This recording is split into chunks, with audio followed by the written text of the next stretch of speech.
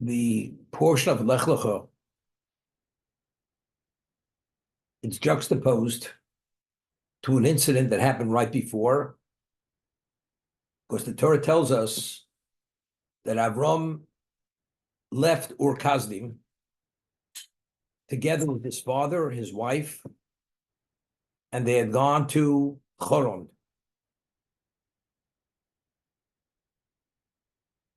The Torah doesn't describe at all what Ur Kasdim was. The word Ur Kasdim means the kiln of Kasdim. And then the Torah tells us Avram has a communication with God, where God says to him, you must leave your birthplace, you must leave your homeland, you must leave your family, go to the land that I will show you. That's Lech Lecha. And it will be in your interest to go. There you will merit children, you will merit wealth, and you will merit renown. That's what Hashem says. What exactly was the Ur Kasdim?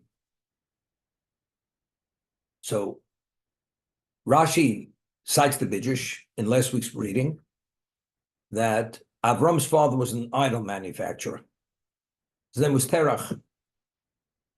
And Avram was a grown man, and they asked his son to mind the store for him. He'll be back. Avram already was a monotheist.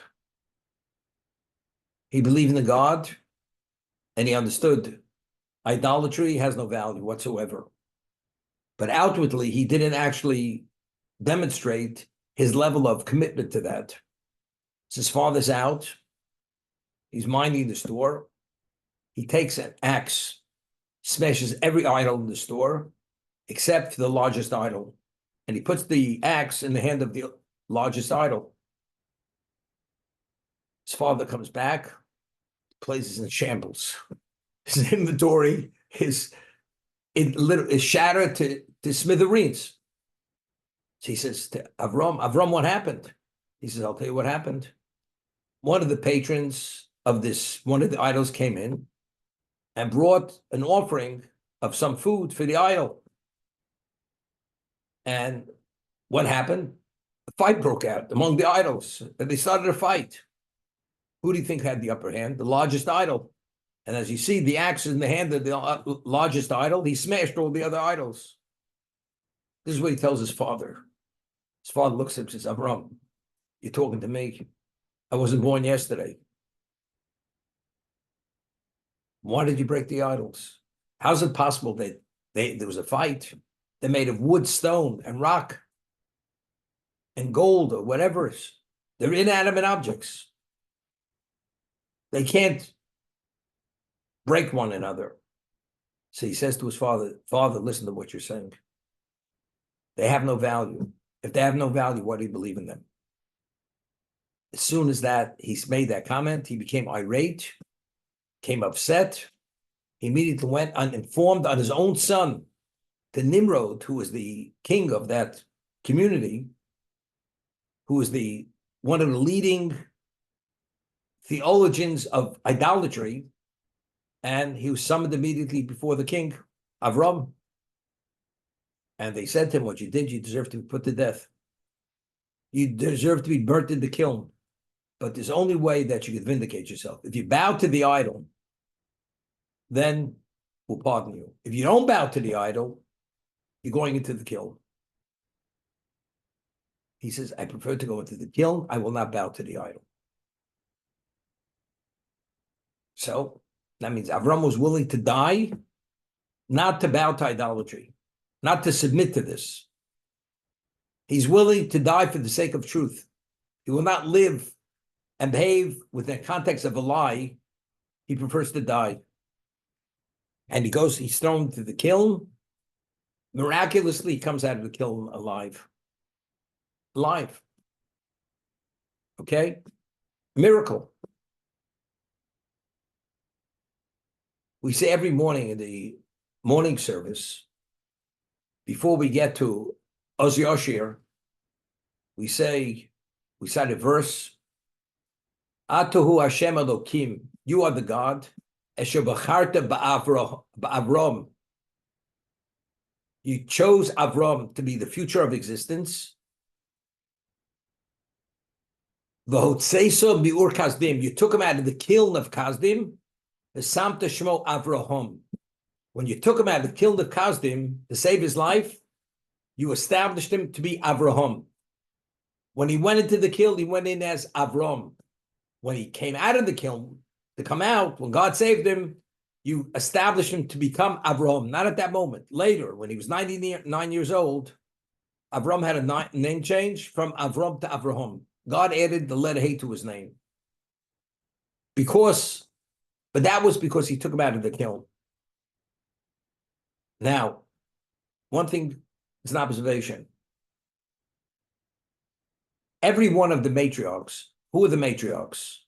Sarah was a matriarch, the wife of Avram. Rivka, the wife of Yitzchak, was a matriarch. Rachel and Leah were matriarchs. They're all matriarchs. Bill and Zilpah, who were the maidservants of Rachel and Leah, were not matriarchs. But Rachel and Leah were matriarchs. Isn't it a little peculiar that every one of the matriarchs were barren? And the only way they were able to conceive was through a miracle. The Torah goes out of its way. Sari Menu is Akara. She is a barren woman. Rivka, she was married 20 years to Yitzchak. She didn't conceive because she was barren. Rachel was barren. Leah was barren initially. God only opened her womb because she was not liked by Yaakov. So she should be endeared to Yaakov. So it comes out very interesting. Every one of the births of the first patriarch to be born a patriarch was Yitzchak. He did not come about through a normal, natural conception birth process. It was a miracle. Yaakov did not come through a natural birth process because his mother was not meant to have a child. It was a miracle. Yitzchak was a miracle. Yaakov was a miracle. The tribes, the 12 tribes, the primary tribes that were born from Rachel and Leah, the two primary matriarchs, everyone was a result of a miracle. And why couldn't they be born natural? Within the contract of natural, like everybody else is born. It was only due to God's direct intervention. That's where they were born. Let's talk about Avram. Avram was born to his parents. Terach was his father. Terach initially was a bad guy. He informs his own son to be killed. And if not for God's intervention, he would have perished in the kiln. So that now Avram lives, is alive, and ultimately is able to father a child. Why does he live? It's a miracle. So when God took him out of that kiln, it was the equivalent of resurrection. He should have been reduced to ash, and God brings him out. What is he? He's like a new human being. He's a human being, the one who existed before, he's no longer the same human being. And therefore we say, you are the God who took Avram, who went into the kiln, and you've established him as Avraham. Why did he become Avraham? Because God performed the miracle and took him out. Therefore, what is Avram's status? He's a physical human being, but he's of a spiritual dimension. Yitzchak is a physical human being, but he's only exists due to divine intervention. He's a spiritual being. Yaakov is a physical person, but his dimension is spiritual. The 12 tribes, 6 of the 12, Rachel and Leah, if not for God's intervention, they were barren, they wouldn't have children. That due to what? Not to the natural. 8 of the 12 were through divine intervention, Rachel and Leah. Evidently, because they represent another dimension of existence. They're not part of this existence. Right? Existence is natural. The matriarchs and the patriarchs were not natural. They were supernatural. They represent another realm of existence. Now,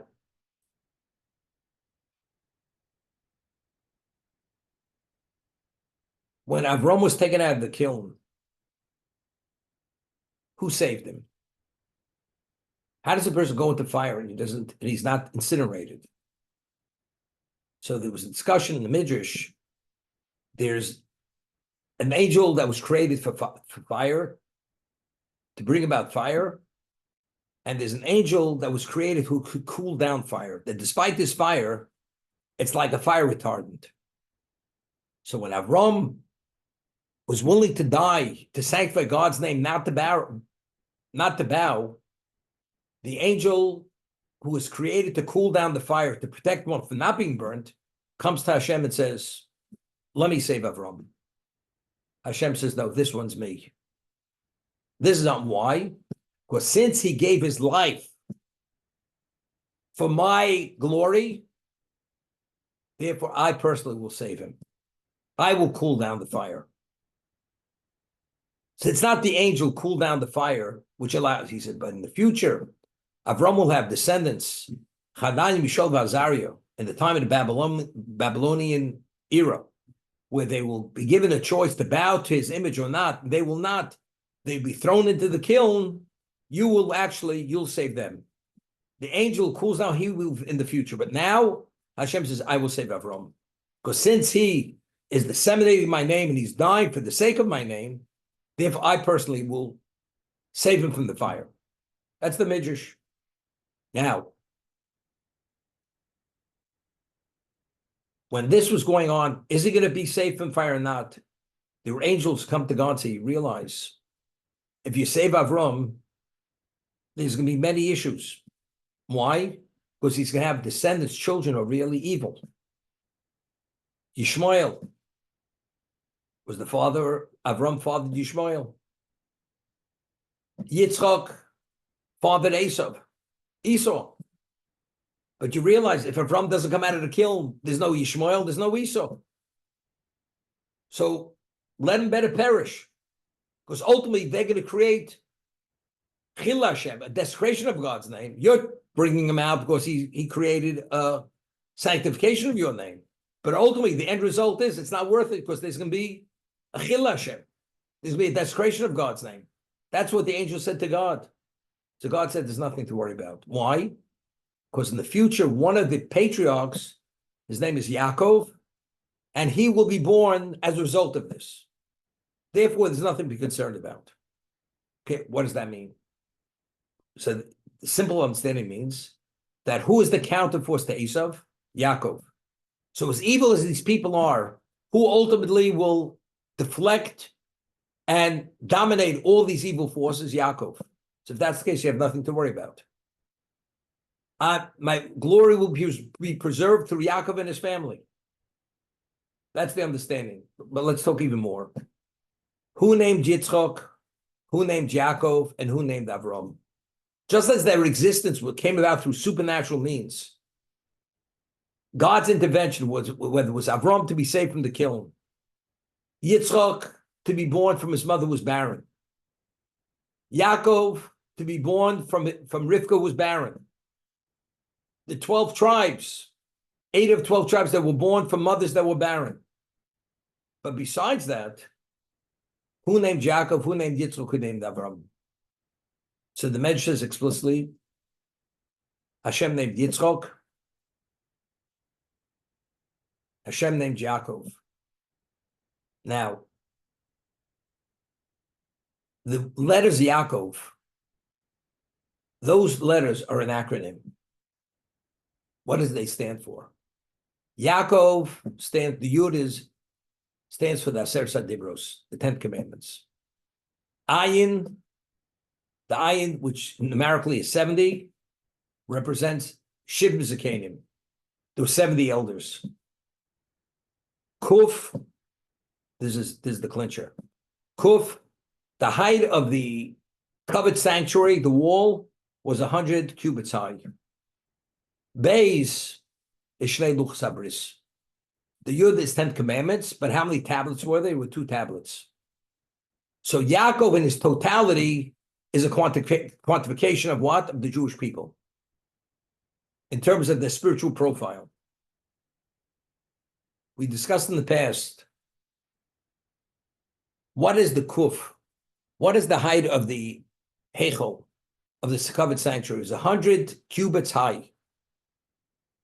We had mentioned when Adam originally, before he ate of the tree of knowledge, how tall was Adam? Adam's height was from the earth to heaven. After he ate of the tree of knowledge, which contained within it evil, he was minimized to 100 cubits. So the consequence of that sin reduced him to 100 cubits. So that 100 cubits is a representation of sin. That 100.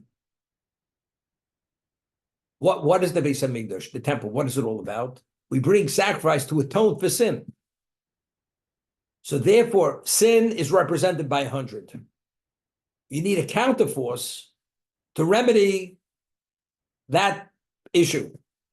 Therefore, the Heichel, the wall that separated between the Holy and the Holy of Holies, was 100 cubits, because that location has a representation of purity, of holiness to counter the negative.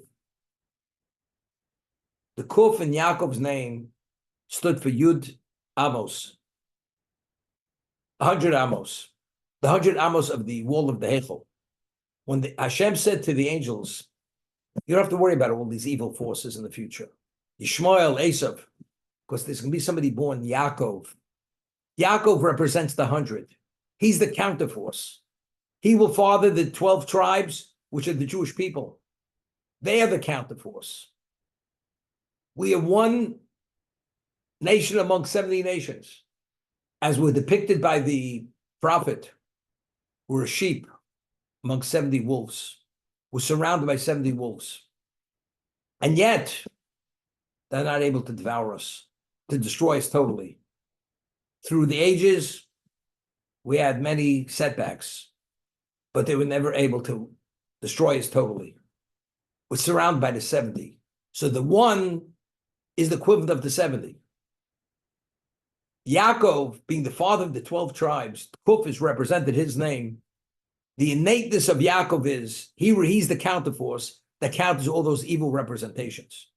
Therefore, Hashem says there's nothing to worry about. Avram will come out of kiln. But what about all these evil people that are going to come from Avram? It's not a problem. Because Yaakov, what he represents, will counter whatever that negative force may be. That's the understanding.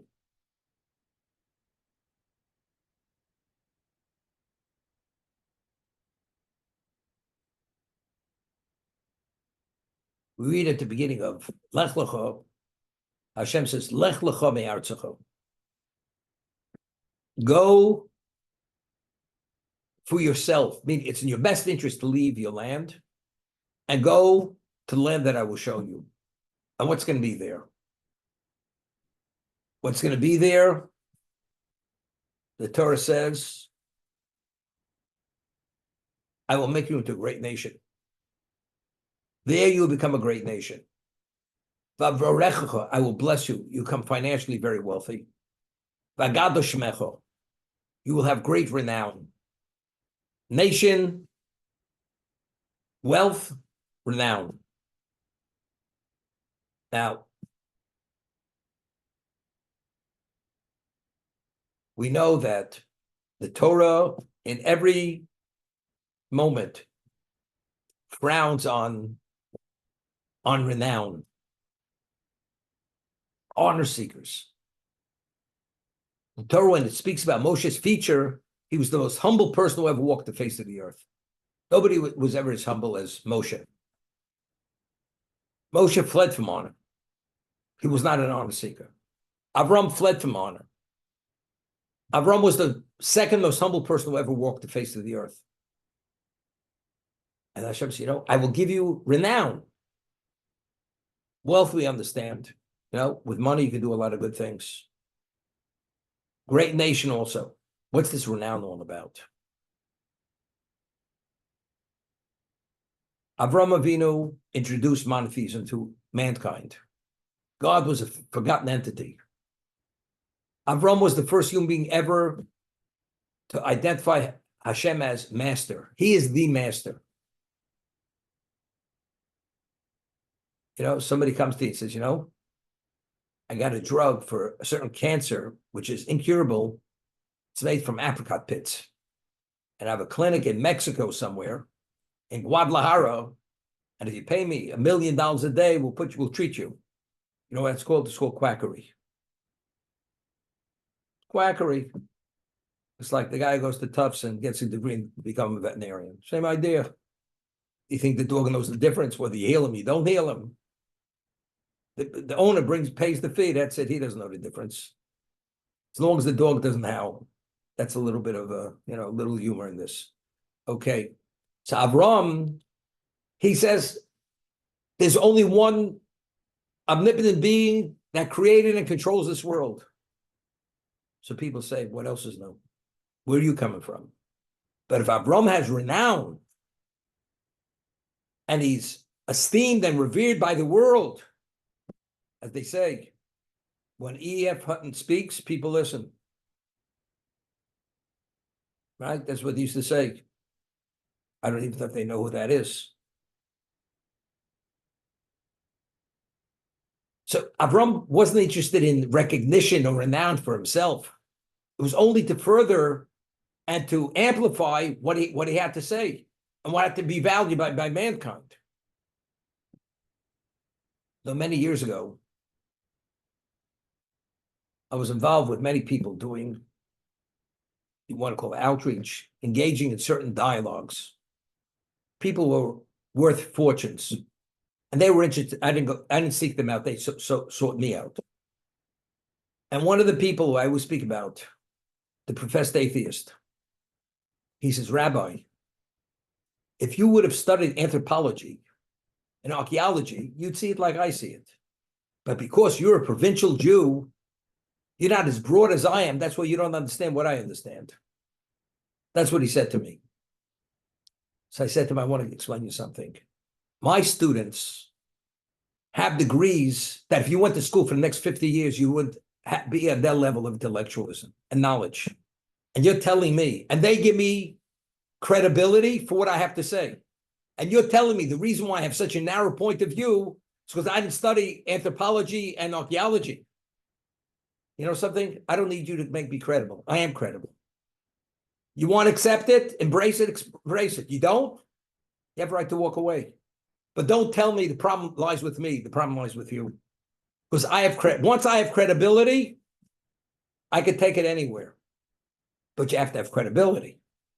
That Avram will have renown, that gives him credibility. Once he has credibility, his message will be embraced. People have questions. He can respond to the questions. But I'm not telling you a bundle of nonsense. I'm communicating truth, but sometimes you have to fine tune it to be able to appreciate that it's truth. And it's integral to our existence and all existence. That's the understanding. I will make you into a great nation. You will have wealth. You'll have renown. So I asked the question. I will make you into a great nation. Avram only had 2 children. One was from his maidservant, Ishmael, and one was from Sarimeh, who was the matriarch. I will make you into a great nation. He only had 1 child. How is that 1 child a great nation? What lied within Yitzchak's DNA?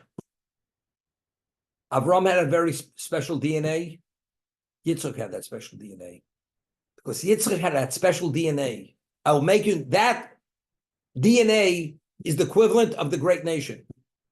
Of course, it has to evolve. There'll be a Yaakov, there'll be 12 tribes of God, the 12 tribes with the children of Yaakov. Ultimately, they're going to be numbers 600,000 above the age of 20, males, and eventually they're going to come to Sinai and say, Nasa v'nishma. They're going to declare their acceptance of Torah unequivocally from God. But the Goy Godol, the great nation, is Yitzchak, but he looks like a little man. He may be 15 feet tall, but he's not a great nation. The Mishnah tells us that if you save a Jewish life, it's like saving the whole world. Could you imagine? You have over 8 billion people in this world. One Jewish life has greater value That's 8 billion. How's that possible? Gross national product, there's no comparison. The answer is the only one who could quantify the innateness of a Jew is only God himself. The value and the representation of a Jew's value versus existence and creation, the whole world is not the equivalent of one Jew. One Jew is able to meet that objective. The whole world, 8 billion people cannot achieve that objective. So if that's the case, I'll give you an example. You have hundreds of billions of insects, domesticated, undomesticated, running all over the face of the planet, Earth. And you have one human being. No, the human being's outnumbered. You're going to tell me the purpose of existence is all these unintelligible creatures running around and scurrying across the face of the earth? Of course it's the person. The world, the nations of the world versus the one Jew, it's the exact same thing. We're not saying they don't have intellectualism. We're not saying they don't have value. But the objective, to meet the objective of creation, only one person can meet that objective. You have to have a special kind of soul. And it's only the Jewish soul. So the one Jew who has the Jewish soul, he's able to address the objective of creation. The non-Jew cannot do that. Therefore, saving one Jew is like saving the whole world. Because the whole world was only created for that dimension of person, which is innate in the Jewish person. That's the understanding.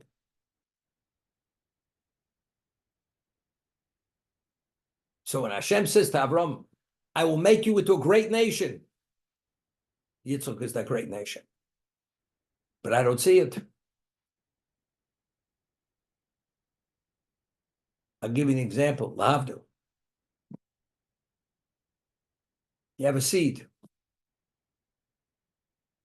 a handful of seed. If you plant it in the right kind of soil, virgin soil, with the right type of cultivation, this one handful of seed, you could have 10,000 bushels of wheat. Let's say theoretically. How's it possible? The answer is what lies innately in this seed, potential-wise, if all that's needed to engender its growth, you can have 10,000 bushels of wheat. Lahavdil, Yitzchak in himself, what his soul contained, because he was the son of Avram, what it contained was Eschol Godel. The 600,000 males in Egypt, besides the women, they were the outgrowth of Avram and Yitzchak's souls and Yaakov's soul. That's Goy Godel. That's the equivalent of whoever saves the Jewish life is saving the whole world.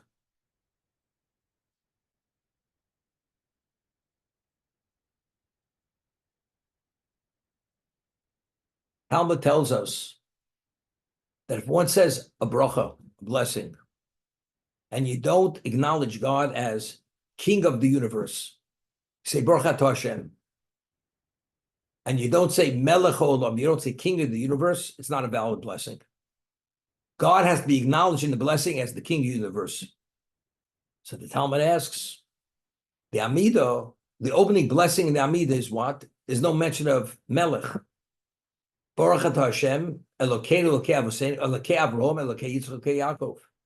The God of Avram, the God of Yitzchak, the God of Jacob. There's no mention, he's not referred to as what? As king. So why is the blessing a valid blessing? If you tell me blessing is only a blessing, only if God's acknowledged as the king of the universe. There's no mention of that. So the Talmud answers, when it says Elokei Avram, Elokei Yitzchak, Yaakov, it's the equivalent of saying he's the king of the universe. Why? The Gemara doesn't explain it, but what is the understanding? Who introduced God to all humanity and made it a household word? That God is the king of the universe. He's the creator. Avram. Avram merited to have that relationship, to be the location of God's presence in this world, because he was the one who achieved that. So when you say Elokei Avraham, the God of Avram, in essence, what are you saying? He is the king of the universe. Because Avram introduced him to the world as the king of the universe. And Yitzchak continued. And Yaakov continued. They're the three patriarchs, the founding fathers of the Jewish people, who represent, in conjunction, God is the king of the universe. That's what they represent.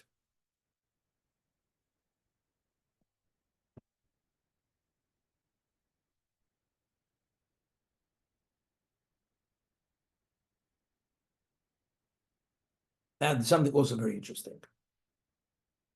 God says, you will have great wealth. The person has nothing. You give him a $100 bill, he has quite a bit. When you go from nothing to $100, you have something. When God says to Avram, I will give you great wealth, it means in every person's context, it's great wealth. You know, you could be speaking to Forbes 50. Even for that man, that number, it's great wealth. But how? Here he's coming from Mesopotamia to Canaan, doesn't have much. Whatever his possessions are worth, it takes a lifetime to create great wealth. God says you will, it takes a lifetime. But that's not how it happened. One of the tests of Avram, he comes to Canaan.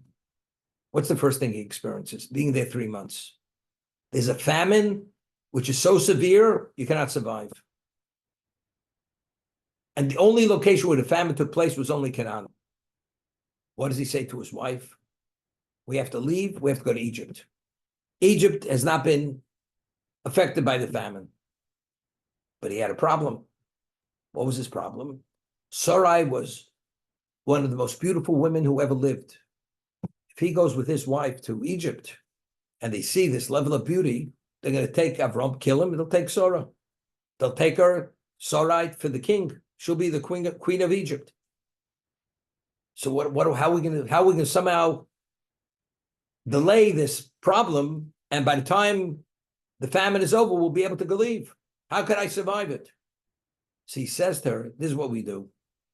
You present yourself as my sister. So believing he's my sister, they're going to want to negotiate your hand.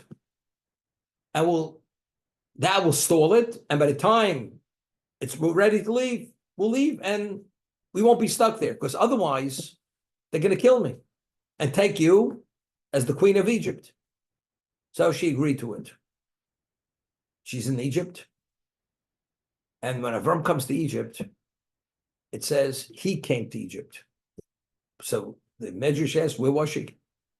When you came to Egypt, you had to pass border control.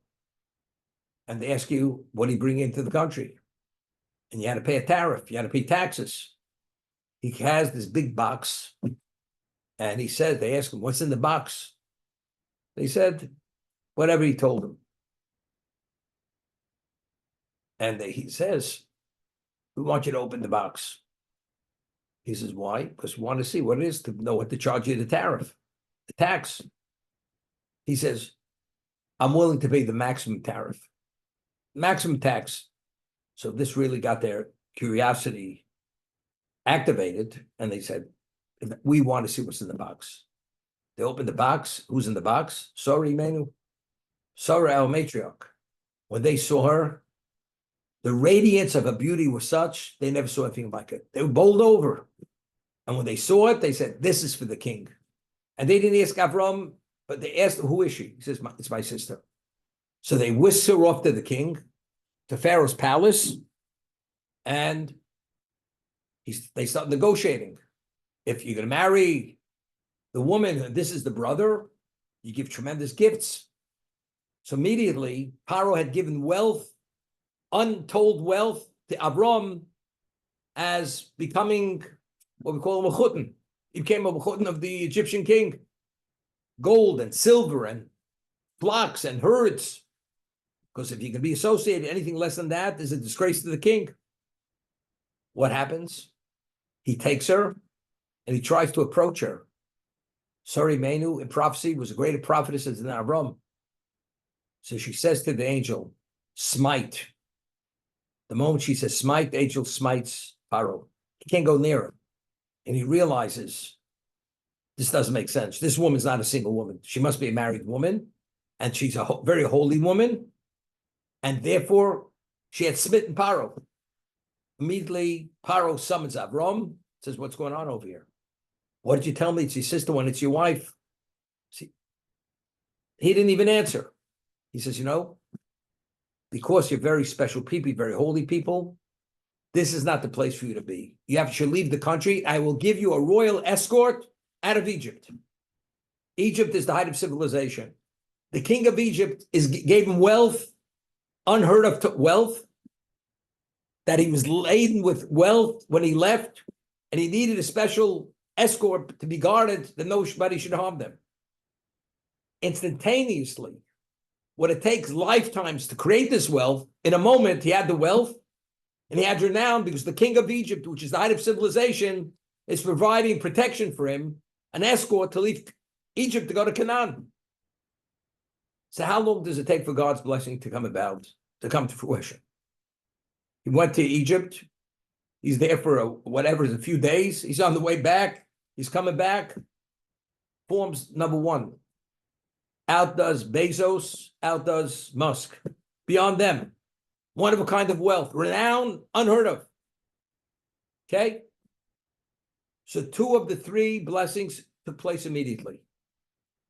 But the 2 that he has is enough to really launch him. Because what do you need to really be credible? You have to have wealth, and you have to be valued by the ultimate. Who's the ultimate? The king of Egypt. Avram now is ready for real time, as they say. Now Avram sets up a hospitality center, and he has the means to support it. And whoever entered Avram's tent, home, as a pagan, left as a believer, as a monotheist. Because everybody understood that Avram needs no one. Avram is self-sufficient on every level, financially, protective-wise. He's self-sufficient. So why is he entering in this dialogue with me? Because this very one-of-a-kind of man sees something special in me, and what he's trying to explain to me is my best interest. Because there was nobody more credible than Avram. And if you go and understand, and you go with an open mind, and you're not concerned you're being deceived, and there's no reason why Avram would deceive anyone, it's a sure win. And Avram succeeded every time. Anybody who entered into Avram's home left a convinced monotheist. And that's how he built his base. And as the Rambam says, he had tens and tens of thousands of followers, Avram, who believed in God. They abandoned the paganism.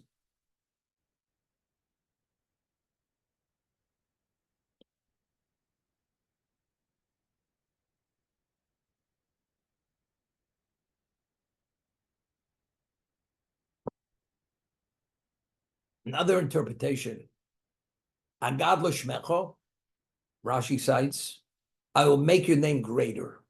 What is that? Initially, his name was Avram, Abram, like the Abram tank, an Abram tank. Fort Dix, they had one of those tanks there. Okay? His name was Avram, and Hashem added a hey to his name. He became Abraham, Avraham. Numerically, Avraham is 248. What does 248 connote? So the Chazal the Midrash tells us that a male has 248 parts to his body. And before the circumcision, Avram had full control of every part of his body except 4 parts of his body. 5 areas he was not in control of: his eyes, his ears, what he heard, and Rosh Hagvio, and his sexual drive. He didn't have control over that. Once he became circumcised, he had full control over everything. He became that total human being. He became Ramach, 248. Avraham numerically is 248. That's what it is. So I asked, why didn't he have control over his eyes? Now, we had read in the book of Dvarim that Hashem says, at the end of time, what's going to happen?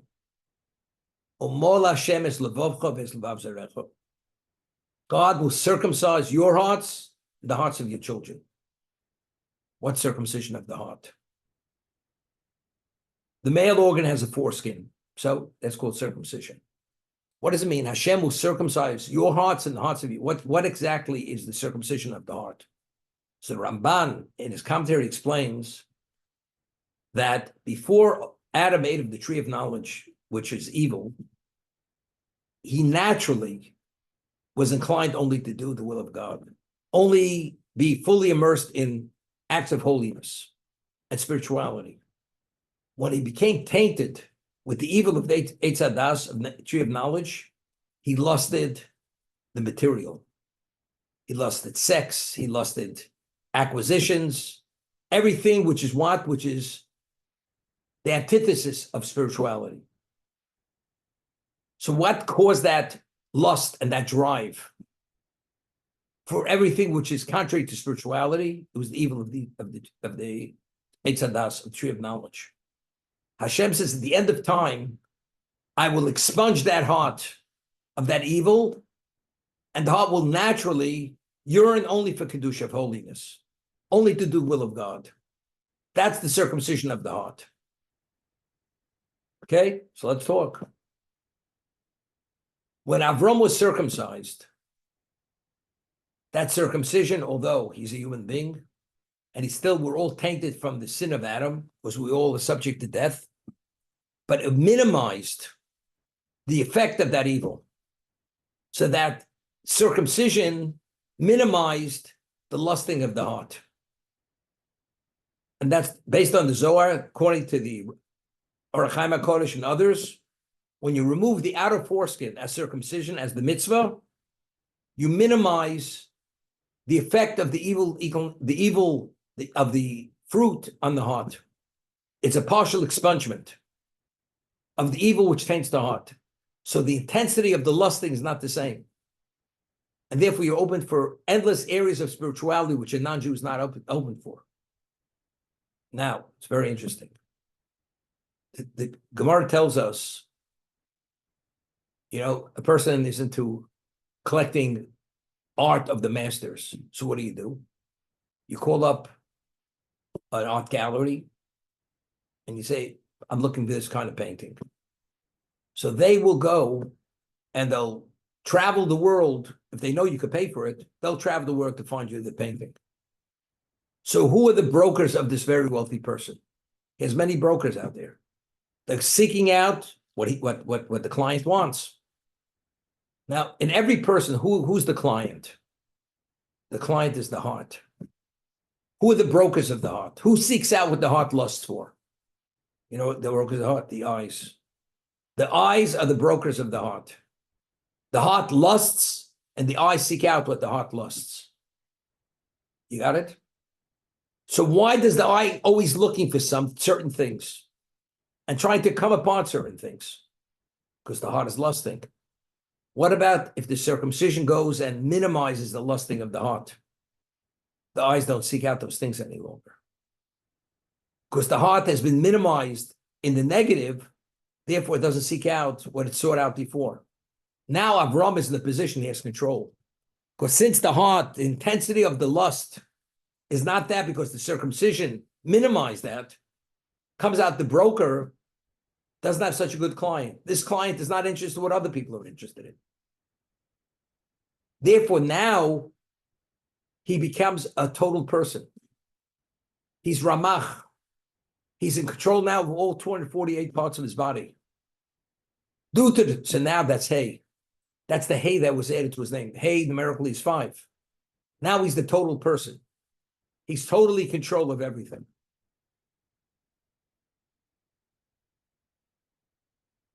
But nevertheless, you're in a position you have to make choices. You're in control if you choose to be in control.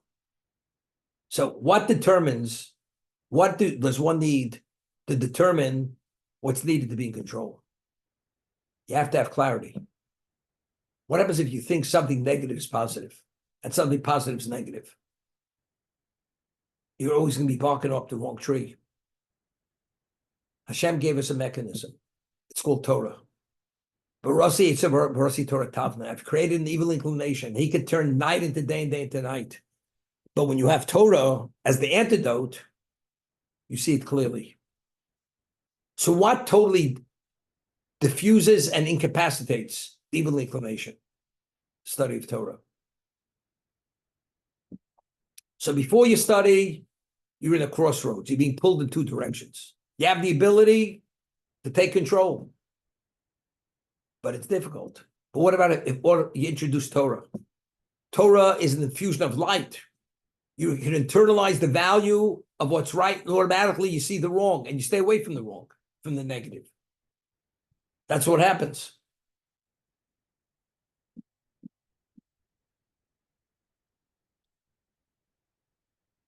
But if the heart itself would still be overwhelmed with negative, the Torah is not going to help you any. I'll give you an example. Person, God forbid, is a drug addict. You could teach him pearls of wisdom. When he is craving for his fix, nothing exists except that fix. That's the reality. That's the difference. Regarding us being consumed with our desire for material, because we believe the material, that's what it's all about. But when you study Torah and you study it properly, it gives you a certain degree of illumination and elucidation and understanding that what I believe to be once is not what it's meant to be. It's not as it's made out to be.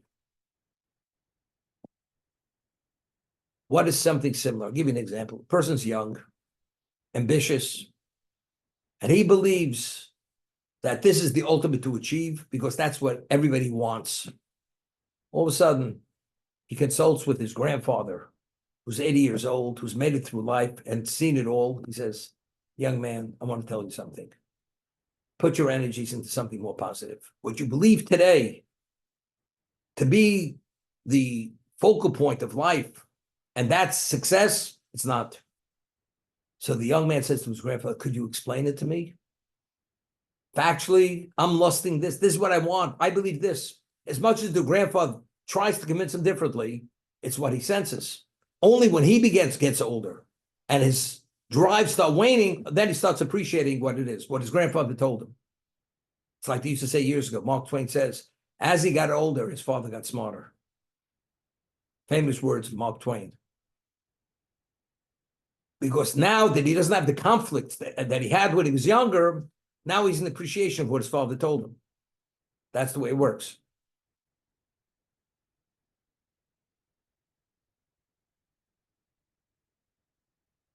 Agad lo shmecho. I will put you in a position that you'll have full control over your totality through circumcision. Because since the intensity of the heart for things which are vile, which are contrary to spirituality, it's not going to be there any longer. Therefore, you'll take control. The eyes are not going to be looking for what they were looking before. They'll be looking for things of Kedusha, not for things which are contrary and the antithesis of Kedusha. Okay, we'll stop here for now.